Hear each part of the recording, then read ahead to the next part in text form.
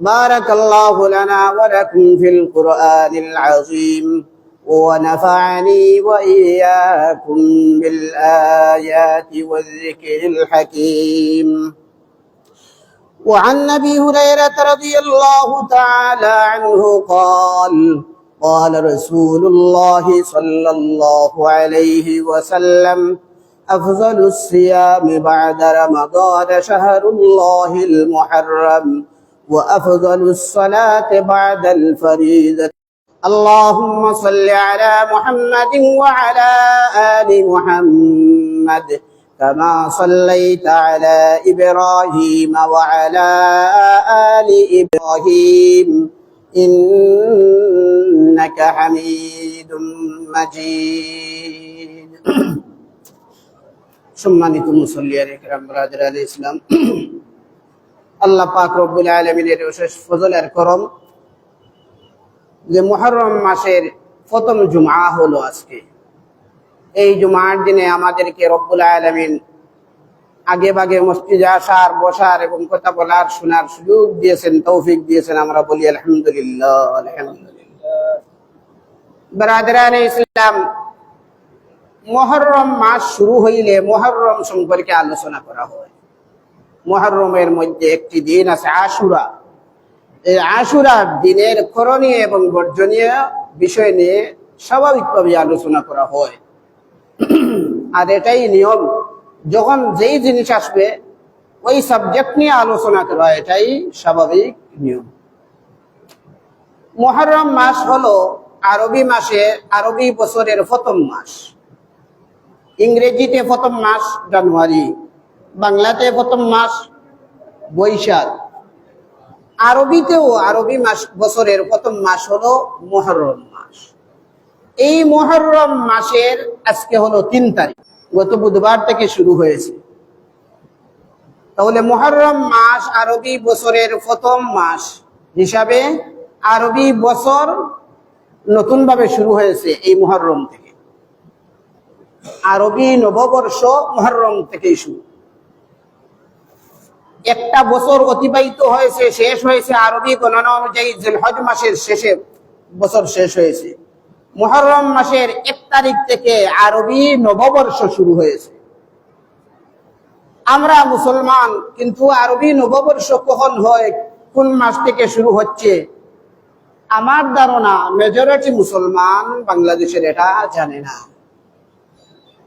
ইংরেজি নববর্ষ শুরু হবে এটা ছোট বাচ্চারাও জানে, বৃদ্ধরাও জানেন, যুবকরাও জানেন, পুরুষরা জানেন, মেয়েরাও জানেন, মহিলারাও জানেন। বাংলা নববর্ষ কখন শুরু হবে তাও মোটামুটি বৈশাখ আসার আগে একটা সিগন্যাল মিলে, কিন্তু আরবি নববর্ষ কখন শুরু হবে মেজরিটি মুসলমান আমাদের দেশে জানেন না। কেন? আমরা আরবির প্রতি অবহেলা, দুর্বলতা। আরবি হিসাব আমরা তেমন একটা করি না, প্রয়োজন পড়তেছে না। আসলে প্রয়োজন আছে, কিন্তু আমরা এটাকে গুরুত্ব দিচ্ছি না। আমরা তো ইংলিশ মডার্ন যুগ হিসাবে মনে করতেছেন, ইংলিশ হিসাব, ইংরেজি হিসাব তো আছেই, এটা নিয়ে সবাই ব্যতিব্যস্ত আছেন। আরবি হিসাবের আর তেমন প্রয়োজন পড়ে না। অথচ আরবি হিসাব গণনা করে এটা প্রত্যেক মুসলমানের জন্য সুন্নাহ, নবী করিম সাল্লাল্লাহু আলাইহি ওয়াসাল্লামের সুন্নাত, সাহাবায়ে কেরামদের সুন্নাত।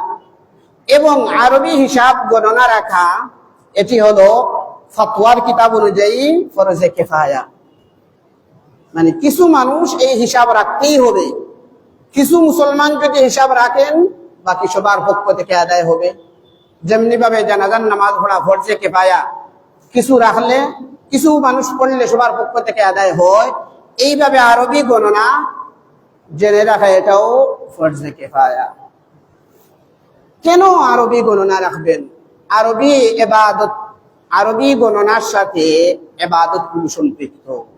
বড় বড় মৌলিক ইবাদত আমাদের মুসলমানদের সম্পৃক্ত। রমজান মাস কখন শুরু হবে, রোজা কখন রাখবো, কখন আমরা ঈদ করব, ঈদুল আজহা করব, ঈদুল ফিতর করব, কোন তারিখে আমরা আরাফার রোজা রাখবো, কোন তারিখে আশুরার রোজা রাখবো, কোন তারিখে হজের কার্যক্রম শুরু হবে, এবং যাকাতের নিসাব হিসাব হবে আরবি গণনা অনুযায়ী, বছরের হিসাব হবে। এই ধরনের অনেক ইবাদত আছে যেগুলো আরবি তারিখের সাথে সম্পৃক্ত, কিন্তু আমরা মুসলমান এগুলো থেকে গাফিল উদাসীন, এগুলো আমরা জানি না। কেন? আমরা তো আছি ইংরেজির পিছনে, আমরা আছি বাংলার পিছনে। বাংলাদেশি হয়েও বাংলা তারিখের তেমন গুরুত্ব নেই আমাদের কাছে। কয়েকজন বলতে পারবেন আজকে বাংলা কয় তারিখ, কিন্তু ইংরেজি তারিখ আমরা সবাই জানতে পারবো, বলতে পারবো। এই জন্য কবি বলেন মান্নাদানুম জানুয়ারি ও ফেব্রুয়ারি, মান্নাদানুম জানুয়ারি ও ফেব্রুয়ারি, ওয়ামান বেদানুম সালেমা পয়গম্বরি। এ দুনিয়ার মানুষেরা তোমরা জানুয়ারি, ফেব্রুয়ারি, মার্চ এগুলো নিয়েই ব্যস্ত আছো, এগুলো নিয়েই তোমরা পাগল হারা হয়ে গেছো। অথচ আপনার আমার নবীর সাহাবীরা কি তারিখ নিয়ে গণনা করতেন, তোমরা এটা নিয়ে চিন্তা ফিকির করছো না কেন?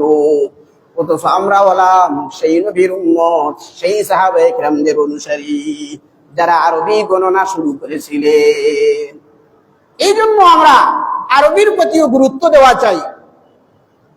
আরবি তারিখ অনুযায়ী প্রতিষ্ঠানগুলো যদি চলতো, একটা হিসাব থাকতো, ইংরেজির সাথে আরবিও রাখা চাই।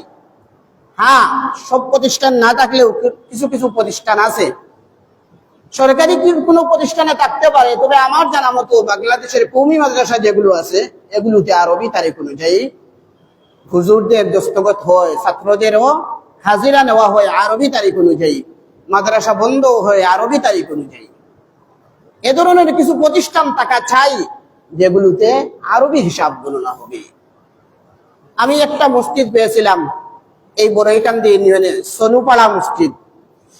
এখানে আমি কয়েকটি রমজান মাসে ছিলাম, তখন দেখেছি তাদের ইমাম সাহেবের এবং মুয়াজ্জিন সাহেবদের বেতন বিলি করা হয় আরবি তারিখ অনুযায়ী। আরবি মাস পূর্ণ হলে বেতন বিলি করা হয়। এটা আমার কাছে খুবই ভালো লাগছে। সনুপাড়া মহল্লার বিষয়টা তো ভালো, যে এটা হলো সুন্নাহ, আরবি তারিখ অনুযায়ী আমরা হিসাব নিকাশ করব। হ্যাঁ, সুবিধার্থে রাখতে পারেন, জানতে পারেন ইংরেজি, কোনো সমস্যা নেই, কিন্তু আরবিটাও আমরা হিসাব রাখবো। তাহলে বলছিলাম আজকে হলো মুহররম মাসের 3 তারিখ। মুহররম মাস হলো আরবি বছরের নতুন মাস, প্রথম মাস। এই হিসাবে নববর্ষ চলতেছে। কত হিজরি চলতেছে বর্তমানে?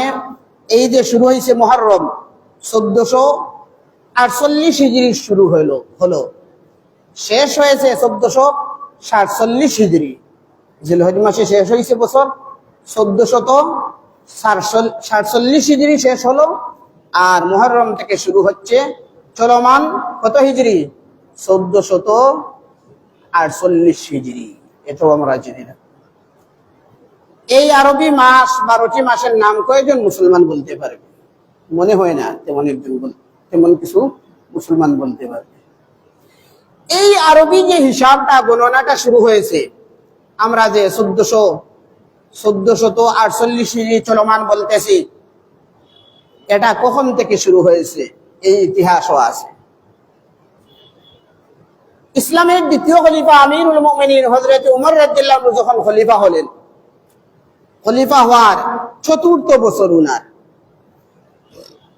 আর হিজরতের 17তম বছর, অর্থাৎ আপনার আমার নবীজির ইন্তেকাল হয়েছে 11 হিজরি।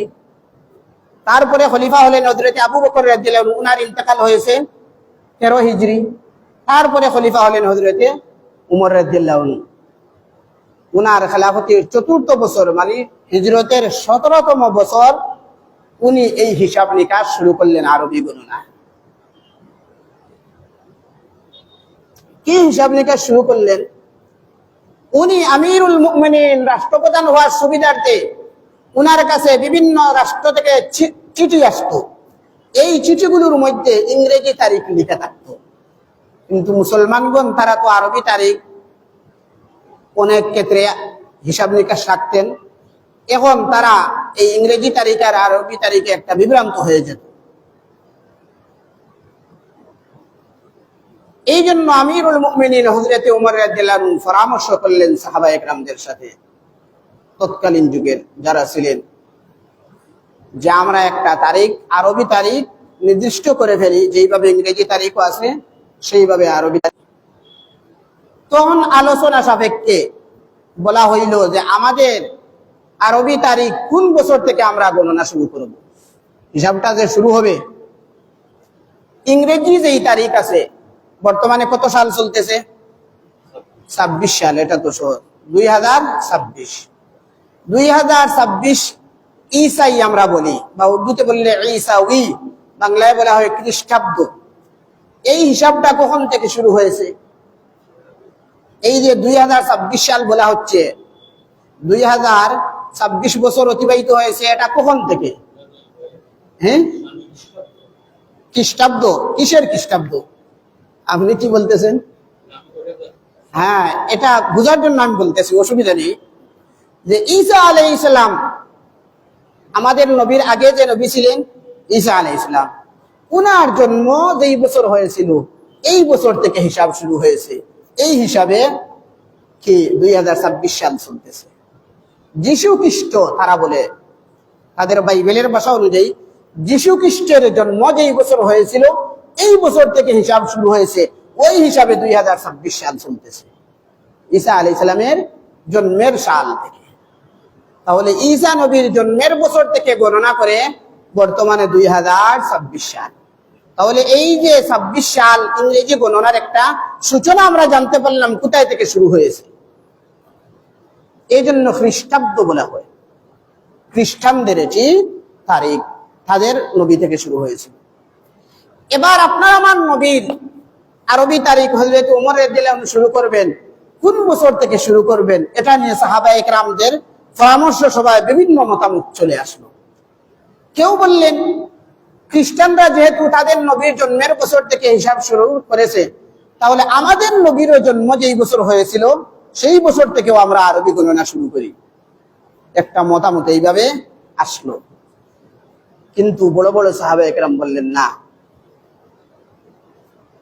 আমাদের নবী মক্কা ছেড়ে হিজরত করে মদিনায় গিয়েছিলেন যেই বছর, এই বছর থেকে আমরা গণনা শুরু করি। কারণ যেই বছর নবীজি মক্কা থেকে হিজরত করে মদিনায় গেছেন এটাকে হিজরত বলা হয়। এই যে হিজরি আমরা বলতেছি, এই হিজরতের মাধ্যমেই ইসলামের এক ধরনের বিজয় হয়েছে। ইসলাম জাতির সামনে প্রকাশ্যে ইসলামের মৌলিক ইবাদতগুলো করার সুযোগ হয়েছে। হিজরতের আগে নবী করিম সাল্লাল্লাহু আলাইহি সাল্লাম এবং সাহাবায়ে কেরাম যখন মক্কায় ছিলেন, তখন এই ইসলামের কার্যক্রম সাধারণভাবে করা যেত না, ওপেন ভাবে করা যেত না। কাফিরদের পক্ষ থেকে বাধা আপত্তি চলে আসতো, জুলুম নির্যাতন চলে আসতো। কিন্তু মক্কা থেকে মদিনায় যাওয়ার পর তখন জুমার নামাজ ফরজ হইল প্রকাশ্যে, ঈদের নামাজ আসলো, তখন আযানের বিধান চলে আসলো, রোজার বিধান চলে আসলো, যাকাতের বিধান চলে আসলো। দেখা গেল মক্কা থেকে হিজরত করে আল্লাহর রাসূল এবং সাহাবায়ে কেরাম মদিনায় যাওয়ার পর বড় বড় বিধান চলে এসেছে, আল্লাহর পক্ষ থেকে নাজিল হয়েছে এবং প্রকাশ্যে ইসলামের বিধিবিধান পালন করার সুযোগ হয়েছে। এই জন্য এই বছরটিকে স্মরণীয় এবং বরণীয় করে রাখার জন্য সাহাবায়ে কেরাম তারা উদ্যোগ নিলেন যে আমরা যেই বছর থেকে রাসূল হিজরত করেছেন এই বছর থেকে আমাদের আরবি গণনা শুরু করা হোক। আমিরুল মুমিনিন হযরত ওমর রাদিয়াল্লাহু আনহু এই মতামতকে গ্রহণ করেই তিনি শুরু করলেন যে আমাদের আমিরুল মুমিনিন যখন এই পরামর্শ করতেছেন তখন হিজরত করার 17তম বছর চলতেছে। তখন ওনারা শুরু করলেন তাহলে আমাদের হিসাব হবে যেই বছর থেকে রাসূল হিজরত করেছেন। এই জন্য আমাদের হিসাব এই লেখা হয় আজকে ধরেন মুহররম মাসের 3 তারিখ 1448 হিজরি। এই হিজরি অর্থ বুঝলেননি? হিজরত করা হয়েছে। কোথায় থেকে হিজরত করেছেন? মক্কা থেকে মদিনায় আল্লাহর রাসূল এবং সাহাবায়ে কেরাম হিজরত করে যেই বছর গিয়েছিলেন সেই বছর থেকে আরবি গণনার হিসাব, এই হিসাবে হিজরি বলা হয়। তাহলে বর্তমানে চলতেছে 1448 হিজরি। তাহলে সহজ হিসাব, আপনার আমার নবী কত বছর আগে হিজরত করে মক্কা থেকে মদিনায় গিয়েছিলেন? 1447 বছর আগে। 48 তো চলতেছে, 47 বছর আগে। তাহলে আরবি গণনাটা এই হিজরতের সাথে সম্পৃক্ত, এখান থেকেই সূচনা। আর ইংরেজি গণনাটা এটার সূচনা হইল ঈসা আলাইহিস সালামের জন্মের সাল থেকে। ইংরেজির হিসাব হলো সূর্যের সাথে, আর আরবির হিসাব হলো চন্দ্রের সাথে। দুইটার সাথে। ইংরেজির হিসাব হলো কিসের সাথে? সূর্যের সাথে। সূর্যের সাথে হিসাব তার গণনা হয়। আর আরবি গণনা হয় কিসের সাথে? চন্দ্রের হিসাবে। এই জন্য আমরা দেখি না যে রমজান মাসে চাঁদ দেখা গেছে, চাঁদ উদিত হইল কিনা, মুহররম মাসে চাঁদ দেখা গেল কিনা, ঈদ উল ফিতরের চাঁদ দেখা গেল কিনা, ঈদ উল আজহার চাঁদ দেখা গেল কিনা। আরবির হিসাব হলো চাঁদের সাথে, ইংরেজির হিসাব হলো সূর্যের সাথে। এই জন্য ইংরেজির হিসাব সূর্যের সাথে থাকার কারণে জ্যোতিষ বিজ্ঞানী যারা আছে তারা এই বিজ্ঞান চর্চা করে ইংরেজি তারিখ এক বছরের তারা বলে দিয়েছে, ক্যালেন্ডার বের করে দিতে পারে। এত তারিখ এই মাস 29 যাবে, এই মাস 30 দিনে হবে, এই মাস 31 দিনে হবে। কিন্তু আরবি শিওরলিটি কেউ এইভাবে বলতে পারে না এই মাস 30 দিনে যাবে না 29 দিনে যাবে। এটা হলো চাঁদের উপর নির্ভর। চাঁদ কখন উদিত হবে নিশ্চিত ভাবে কোনো হুজুর বলতে পারবেন না, কোনো ডাক্তার বলতে পারবেন না, কোনো বৈজ্ঞানিক বলতে পারবেন না, কোনো ইঞ্জিনিয়ার বলতে পারবেন না। এটা চাঁদের উপর নির্ভর। যাই হোক, এই ব্যাপারে আর আলোচনা করবো না, সময় চলে যাচ্ছে। আমরা যেটি আজকের আলোচনা থেকে জানলাম যে আমাদের বর্তমান আরবি মাস মুহররম মাস চলতেছে। মুহররম মাস হলো আরবি বছরের প্রথম মাস। আরবি বছরের প্রথম মাস বিদায় আরবি নববর্ষের মাস চলতেছে। এই নববর্ষ বা আরবি হিসাব শুরু হয়েছে হযরত উমর রাদিয়াল্লাহু আনহু যখন খলিফা হলেন ৪র্থ বছর, আর নবীজির হিজরতের ১৭তম বছর সাহাবায়ে কেরামদের পরামর্শক্রমে তিনি এই গণনা শুরু করলেন। এটা সূচনা তারা শুরু করেছেন প্রত্যেকে নবীজির হিজরতের বছর থেকে। যাই হোক, মুহররম মাস চলমান হিসাবে আজকে মুহররম মাসের ৩ তারিখ। এই মুহররম মাসের অনেক ফজিলত আছে, গুরুত্ব আছে, তাৎপর্য আছে। মুহররম মাসকে হাদিসের মধ্যে আল্লাহর মাস বলা হয়েছে। শাহরুল্লাহিল মুহররম। শাহরুল্লাহ অর্থ হলো আল্লাহর মাস। আল্লাহর মাস তো 12টি মাস। যত মাস আছে বছরে 12 মাস, সবই তো কার? আল্লাহর। এমন নেই যে 11টি মাস আমার আপনার আর একটি মাস আল্লাহর, এমন নেই। নাউজুবিল্লাহ, এমন নয়। সব মাসই আল্লাহর, 12টি মাসই আল্লাহর। তারপরও শুধুমাত্র মুহররম মাসকে আল্লাহর মাস কেন বলা হইল? এটা হলো ফজিলতার মর্যাদা দেখানোর জন্য। মসজিদ, প্রত্যেকটা মসজিদ আল্লাহর ঘর। তারপরও বাইতুল্লাহ বলা হয় কোন মসজিদকে? খানায়ে কাবাকে। মক্কায় যে ঘর, কালো ঘরটি আছে, তাকে বলা হয় বাইতুল্লাহ। বাইতুল্লাহ অর্থ হলো আল্লাহর ঘর। সব ঘরই তো আল্লাহর, সব মসজিদই তো আল্লাহর। তারপরও বিশেষ বাইতুল্লাহ খানায়ে কাবাকে আল্লাহর ঘর বলা হয়, কারণ এই ঘরের মর্যাদা অন্যান্য ঘরের তুলনায় অনেক বেশি। এই বাইতুল্লাহর খানায়ে কাবার মর্যাদা অন্যান্য মসজিদের তুলনায় অনেক বেশি। এই বাইতুল্লাহ খানায়ে কাবার সম্পর্ক সরাসরি আল্লাহর সাথে, এই জন্য এটাকে বাইতুল্লাহ বলা হয়। এমনই ভাবে 12টি মাসই হলো আল্লাহর মাস। তা সত্ত্বেও মুহররম মাসকে আল্লাহর মাস বলার উদ্দেশ্য হলো এই মাসের ফজিলত অন্যান্য মাসের তুলনায় অনেক বেশি। এই মুহররম মাসের মধ্যে বিশেষ করে একটি দিন আছে যেটিকে আরবিতে আশুরা বলা হয়। আশুরার দিন আমরা বলি, আশুরার দিন। আশুরা শব্দটি আরবি, তার অর্থ হলো 10ম দিন, 10 নম্বর দিন, মানে মুহররম মাসের 10 তারিখ। বলেন আশুরা শব্দের অর্থ কি? 10 তারিখ। কোন মাসের 10 তারিখ? মুহররম মাসের 10 তারিখ। এই মুহররম মাসের 10 তারিখকে আরবিতে আশুরা বলা হয়। এই আশুরা দিনের অনেক ফজিলত আছে। কি ফজিলত? এই আশুরা দিনের মধ্যে বিশেষ এই ফজিলতের কথা বুখারী শরীফের হাদিসে আছে। বুখারী শরীফ প্রথম খণ্ড 268 নম্বর পৃষ্ঠার মধ্যে 2টি হাদিস, প্রায় আরো 4-5টি হাদিস আছে, আমি 2টি বলবো। এই আশুরার দিনে আল্লাহর রাসূল রোজা রাখতেন। আমাদের উপর যে রমজান মাসের রোজা ফরজ হয়েছে, এই রমজান মাসের রোজা ফরজ হওয়ার আগে নবীজি আশুরার রোজাও রাখতেন।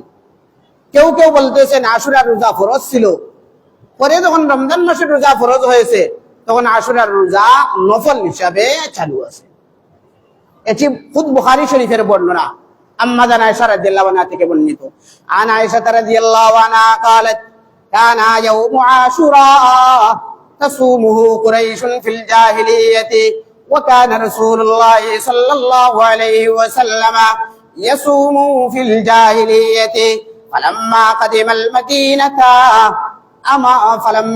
المدينة صامه وأمر بصيامه فلما فرض رمضان ترك يوم عاشوراء فمن شاء صام ومن شاء أفطر أو كما قال عليه الصلاة والسلام أما عائشة رضي الله عنها বলতেছেন জাহিলিয়তের যুগে কুরাইশবাসীরা আশুরার রোজা রাখতো আল্লাহর রাসূল জাহিলিয়তের যুগে রোজা রাখলেন রমজানের রোজা ফরজ হওয়ার আগে আল্লাহর রাসূল রোজা রাখলেন আল্লাহর রাসূল যখন মক্কা থেকে হিজরত করে মদিনায় গেলেন তখন তিনি আশুরার রোজা রাখতেন সাহাবায়ে কেরামদেরকেও আশুরার রোজা রাখার আদেশ করতেন ফালাম্মা ফুরিদা রমজান অতঃপর হিজরত করে মদিনায় যাওয়ার পর যখন রমজান মাসের রোজা ফরজ হয়ে গেল তুরিকা ইয়াউমু আশুরা আল্লাহর রাসূল আর আশুরার রোজাকে ফরজ হিসাবে রাখতেন না বললেন যে চায় আশুরার রোজা রাখতে পারে যে চায় নাও রাখতে পারে অর্থাৎ আশুরার রোজা নফল বা মুস্তাহাব হিসাবে তার বিধান কিয়ামত পর্যন্ত চালু থাকবে এটাই হলো আশুরার রোজার ইতিহাস যে আশুরার রোজা এক সময় ফরজ ছিল রমজান মাসের রোজা ফরজ হওয়ার আগে রমজান মাসের রোজা ফরজ হওয়ার পর ফরজ রহিত হয়ে আশুরার রোজা নফল হিসাবে আছে এটা আমরা জানলাম এবার আমরা জানবো আশুরার রোজাটা কোত্থেকে আসলো কিভাবে আসলো বুখারী শরীফের বর্ণনা এই একই পৃষ্ঠায় ইবনে আব্বাস রাদিয়াল্লাহু আনহু থেকে বর্ণিত عن ابن عباس رضي الله تعالى عنه قال قدم النبي صلى الله عليه وسلم المدينة فرأى اليهود تصوم يوم عاشوراء فقال ما هذا قالوا هذا يوم صالح وهذا يوم نجى الله بني إسرائيل من عدوهم فصامه فقال أنا أحق بموسى منكم فصامه وأمر بصيامه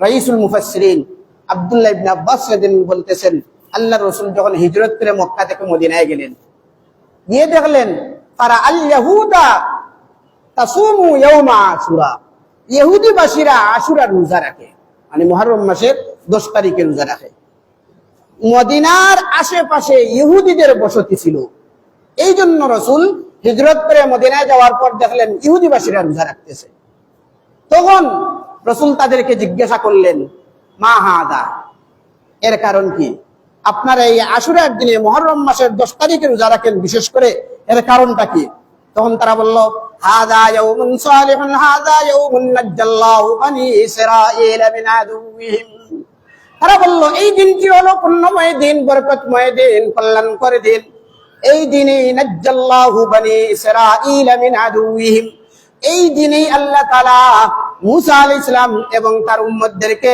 ফেরাউনের বাহিনী থেকে মুক্তি দিয়েছিলেন বলুন না সুবহানাল্লাহ এই যে ফেরাউন আর তার বাহিনী নিয়ে মুসা আলাইহিস সালামের পিছনে আসছিল তাদেরকে পাকড়াও করার জন্য তখন দরিয়ার মধ্যখানে যে তারা গিয়েছিলেন এই দরিয়া পাড়ি দিয়েছিলেন মুসা আলাইহিস সালাম এবং তার উম্মতগণ মুহররম মাসের 10 তারিখে এই আশুরার দিনে এই জন্য মুসা নবী রোজা রাখতেন আল্লাহর কৃতজ্ঞতা প্রকাশ করার জন্য শুকরিয়া হিসেবে ফাসামাহু মুসা তখন আল্লাহর রাসূল বললেন মুসা নবী যদি রোজা রাখতে পারেন আশুরার দিনে তাহলে মুসা হলেন আল্লাহর রাসূল পয়গম্বর আমিও আল্লাহর রাসূল পয়গম্বর আমিও রোজা রাখতে পারি তখন নবীজি তিনিও রোজা রাখলেন সাহাবায়ে কেরামদেরকে রোজা রাখার আদেশ দিলেন এই হলো আশুরা রোজার আসার ইতিহাস তাহলে আমরা কি জানলাম আলোচনা সংক্ষেপে সময় শর্ট যে আশুরার রোজা ইহুদিরা সর্বপ্রথম রাখছে কেন রাখলেন যে মুসা নবী এবং তার উম্মতগণ ফেরাউনের কবল থেকে মুক্তি লাভ করেছিলেন আল্লাহ মুক্তি দিয়েছিলেন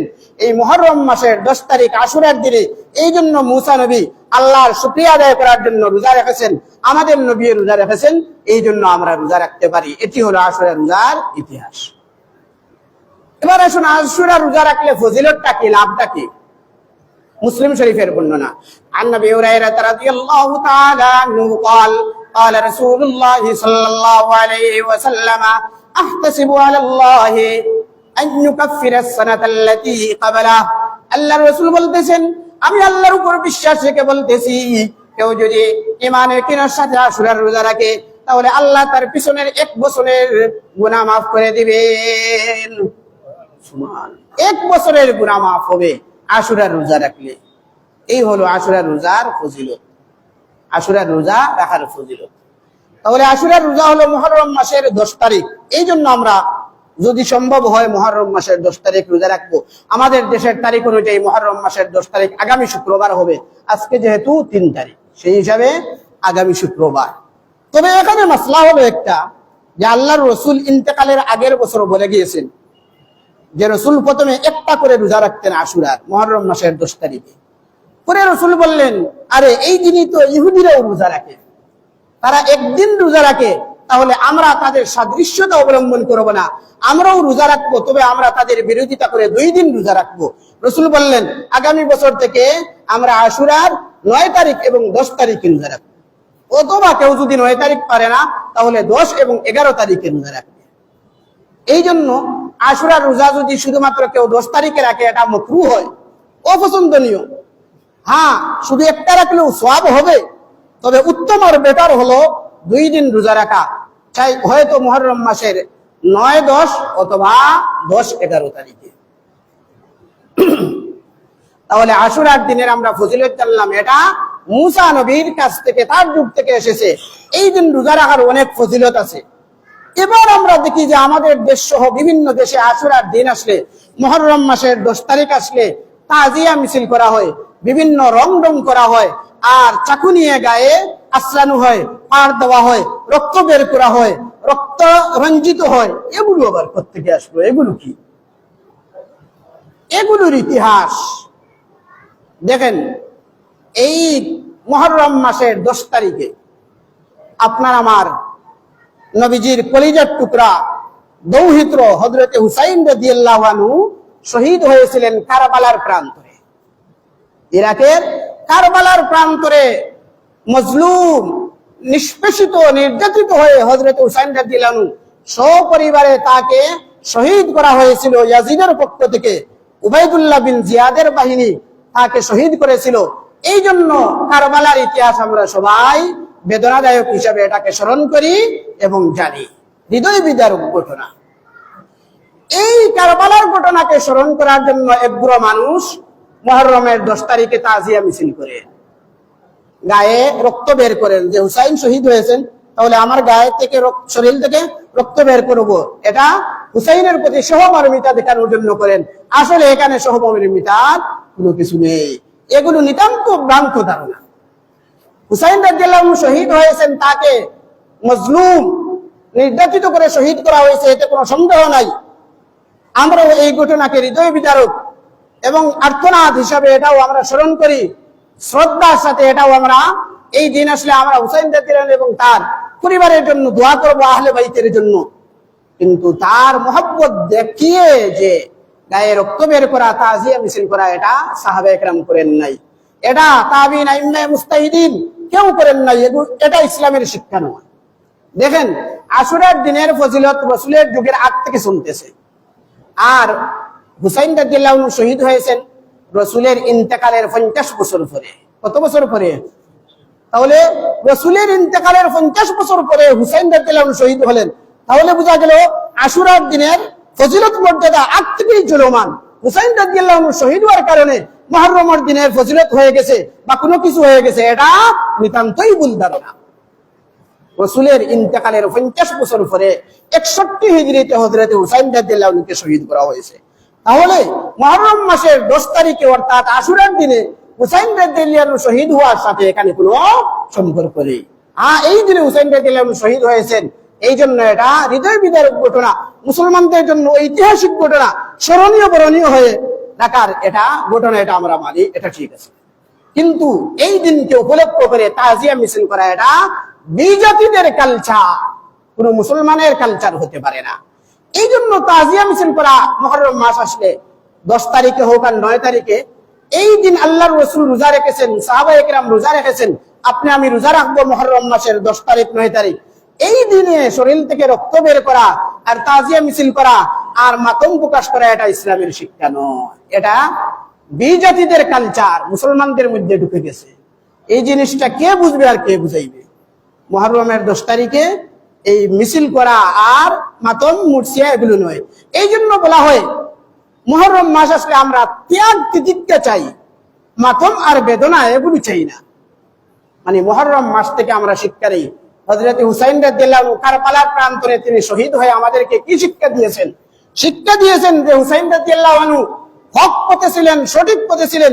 জালিম বাদশা ইয়াজিদ তিনি ছিলেন জালিম স্বৈর শাসক বাদশা, স্বৈরাচার বাদশা ছিলেন ইয়াজিদ। ইয়াজিদের বাহিনীর সামনে হুসাইন রাদিয়াল্লাহু আনহু মাথা নত করেন নাই, বরং মাথা নত না করে কারবালার প্রান্তরে শহীদ হয়েছেন। যদি হুসাইন রাদিয়াল্লাহু আনহু ইয়াজিদের হাতে বায়াত গ্রহণ করতেন, তাহলে ইয়াজিদের বাহিনী হুসাইনকে শহীদ করতো না, বরং আরো সম্মান দিত, রাষ্ট্রীয়ভাবে তাকে মর্যাদা দেওয়া হইতো। কিন্তু তিনি দেখেছেন ইয়াজিদ খেলাফতের যোগ্য নয়, ওনার মধ্যে ফিসক ফুজুরি নাফরমানি অনেক কিছু আছে, ওনার চেয়ে তৎকালীন যোগ্য সাহাবায়ে কেরাম ছিলেন। এই জন্য হুসাইন রাদিয়াল্লাহু আনহু ইয়াজিদের বায়াতকে মানতে পারেননি, মেনে নেননি। এই জন্য ইয়াজিদ তাকে শহীদ করে দিয়েছে। এই জন্য হুসাইন রাদিয়াল্লাহু আনহু কারবালার প্রান্তরে শহীদ হয়ে আমাদেরকে শিক্ষা দিয়েছেন, জালিম যত বড়ই হোক না কেন, চাই সরকার হোক আর যে কোনো ব্যক্তি হোক, প্রশাসনিক ব্যক্তি হোক, তার কাছে আপনার যদি ইমান মজবুত থাকে, তাহলে আপনি কখনো মাথা নত করতে পারেন না। আপনি হক পথে অটল থাকা, এটাই হলো কারবালার শিক্ষা। এই জন্য আল্লাহর ওলি বলেন, কাটা করে গর্দনে বাত লাগাই হয় কারবালা ওয়ালে, কাটা করে गर्दने मत लगाई है करबला वाले, बातिल के आगे सर नहीं झुकाते खुदा वाले, बातिल के आगे सर नहीं झुकाते अल्लाह वाले। আল্লাহ ওয়ালা যারা হয়, যাদের ঈমান আমল মজবুত হয়, তারা কোনো বাতিলের সামনে মাথা নত করে না, কোনো জালিমের সামনে মাথা নত করে না, কোনো প্রশাসন যতই জালিম হোক তার সামনে মাথা নত করতে পারে না, বরং হক পথে অটল থাকা, এটাই হলো কারবালার শিক্ষা। এই শিক্ষা আমরা গ্রহণ করি না, আর আমরা মুরসিয়া মাতম করে রাস্তায় বের হই। এটা মুসলমানদের কালচার নয় বন্ধুগণ, ব্রাদারানে ইসলাম। ও মুসলিমদের কালচার আমাদের মধ্যে দিন দিন আমাদের মধ্যে একেবারে রক্তে মাংসে মিশে যাচ্ছে, এটা আমরা বুঝতেছি না। এই যে বিজাতিদের কালচার, বিজাতিদের কালচার কি? কোন দেশে কোথায় খেলা হবে আর এটা নিয়ে বাংলাদেশে মারামারি করবে, নাচানাচি করবে, এগুলো কি মুসলমানদের কালচার? বিগত জুমায় বলেছিলাম যে এই ইহুদি খ্রিস্টান যারা মুসলমানদের রক্ত নিয়ে হোলি খেলতেছে, মুসলমানদের রক্ত নিয়ে গোসল করতেছে, এই ইহুদি খ্রিস্টানদের পতাকা মাথায় নিয়ে মুসলমান নাচতেছে, এই পতাকা নিয়ে তাদের সাপোর্ট হয়ে এসে মারামারি করতেছে, লক্ষ লক্ষ টাকা পয়সা খরচ করতেছে, এই ইহুদি খ্রিস্টানদের পতাকা দিয়ে বাংলাদেশের রাস্তাঘাট ভরে দিচ্ছে। আফসোস লাগে এই ধরনের মুসলমানদের উপর। কি আর ভাই মুসলমান হইলা, আপনার খেলা দেখবেন মনে চায় দেখেন না, ঘরের ভিতরে কোনো সমস্যা নেই, আপনার ইবাদত বন্দেগী পর্দা পশিতা সব ঠিক রেখে দেখতে পারেন, কোনো সমস্যা নেই। কিন্তু এটা নিয়ে রাস্তায় আপনি বের হতে হবে, আর রাস্তায় একেবারে প্লেকার পতাকা দিয়ে ভরে দিবেন। কিছুদিন আগে দেখলাম সিলেটে একটা ছেলে এই কোন দেশের পতাকা টাঙ্গাই লটকাতে গিয়ে বিদ্যুতের তারের সাথে শর্টকে পড়ে গেছে, জানি না ছেলেটি বেঁচে আছে না মৃত্যুবরণ করেছে। দেখেন তার জীবন শেষ করে দিচ্ছে এই অমুসলিমদের সাপোর্ট হয়েছে। যদি আপনি একান্ত খেলাধুলা নিয়ে কাউকে সাপোর্ট করতে হয়, মুসলমানদের পক্ষে থাকবে, আর না হলে এগুলো বেকার ফালতু কাজ, এগুলো নিয়ে আবার মুসলমানদের সময় ব্যয় করার কি প্রয়োজন? মুসলমান তার যে সুগুল আছে, ব্যস্ততা আছে, দায়িত্ব আছে, কাজকর্ম আছে, ইবাদত বন্দেগী আছে, এগুলো নিয়ে ব্যস্ত থাকবে রে ভাই। ইরাকের মুসলমান, আফগানিস্তানের মুসলমান, ইরানের মুসলমান, তাদের কি করুণ অবস্থা হইতেছে। ফিলিস্তিনের মুসলমান, ভারতের মুসলমান, কি জুলুম নির্যাতন তাদের উপর, আর আপনি আমি এই অমুসলিমদের পতাকা নিয়ে মাথায় তুলে নাচতেছি, এটা আফসোস লাগে না? আরে মুসলমান, এই বিজাতিদের কালচার আমাদের মধ্যে দিন দিন ঢুকে পড়ছে। কালিমার পতাকা লটকানো হলে এটা খুলে ফেলা হয়, কিন্তু ইহুদি খ্রিস্টানদের পতাকা এটা কেউ খুলতে চায় না। এটা বিজাতিদের কালচার, এটা বৈষম্যের শিকার মুসলমানরা। এই জন্য বললাম আমাদের তরুণ প্রজন্ম, তাকে আপনি জিজ্ঞাসা করেন যে বাবা দেখি তুমি আরবি মাসের বছরের 12টি মাসের নাম বলো, মুহররম থেকে জিলহজ মাস পর্যন্ত, বলবে না বাবা আমি এটা পারি না। যদি তাকে জিজ্ঞাসা করো 4জন 5জন খেলোয়াড়ের নাম বলো, এই মুখস্থ বলে ফেলবে, না পারবে না। এমনকি কোন খেলোয়াড় কোন ধরনের কোন কাটিং এর ডিজাইনের চুল কাটে সেটাও সে বলতে পারবে, কোন খেলোয়াড় কোন ধরনের পোশাক পরিধান করতে পারে সেটাও সে বলতে পারবে। কিন্তু তাকে জিজ্ঞাসা করেন যে 5জন সাহাবায়ে কেরামের নাম বলো, 4জন খলিফার নাম বলো, চারজন নবীদের উল্লেখযোগ্য বড় বড় নবীদের নাম বলো, চারটি আসমানি গ্রন্থের নাম বলো। অনেকে বলবে না এগুলো তো আমরা বলতে পারি না, কিন্তু খেলোয়াড়ের নাম বলতে পারে, তার পোশাক কাটিং চুল এগুলো সে নিজের মধ্যে কাটিং ফিট করতেছে, এগুলো নিয়ে আমাদের কোনো আফসোস নাই। আফসোস লাগে মুসলমান, আমরা এই সমস্ত ভাই বোনেরা যারা আছে তাদেরকে আমরা সেভ করি। যার যার সীমার ভিতরে যে কিছু ফুর্তি আমোদ করতে পারেন, আনন্দ করতে পারেন, খেলাধুলা করতে পারেন, ইসলামে একেবারে নিষিদ্ধ নয়। বিগত জুমায় কিছুটা দলিলের সাপেক্ষে আলোচনা করেছি, যে কোন কোন খেলা জায়েজ আছে এগুলো আলোচনা হয়েছে। একেবারে খেলাধুলা যে জায়েজ নয় এটা ইসলাম বলে না। নিজের প্র্যাকটিসের জন্য, ব্যায়ামের জন্য, ফুর্তি আনন্দের জন্য পর্দাভূষিতা ঠিক রেখে কোন ধরনের জুয়া যদি থাকে না, হারাম থাকে না, তাহলে খেলাধুলা জায়েজ আছে। কিন্তু এই খেলাধুলা নিয়ে আপনি মারামারি করবেন, আর রাস্তাঘাট ভরে দিবেন, যানজট করবেন, আর অন্যের ঘুমের ডিস্টার্ব করবেন, এক বাসা বাড়িতে বসে কতজন খেলা দেখবেন, আর রাত্রে হঠাৎ আওয়াজ দিয়ে উঠবেন, মানুষের ঘুমের ডিস্টার্ব করবেন, এটা হারাম, এটা হারাম। এই সমস্ত কালচার থেকে আমাদের তরুণ প্রজন্মকে আমরা হেফাজত করতে হবো। আল্লাহ রাব্বুল আলামিন আমাদের সকলকে এই কথাগুলো বুঝার এবং আমাদের সকলের জীবনে বাস্তবায়ন করার তৌফিক দান করুন, আমিন। ওয়া আখিরু দাওয়ানা আলহামদুলিল্লাহি।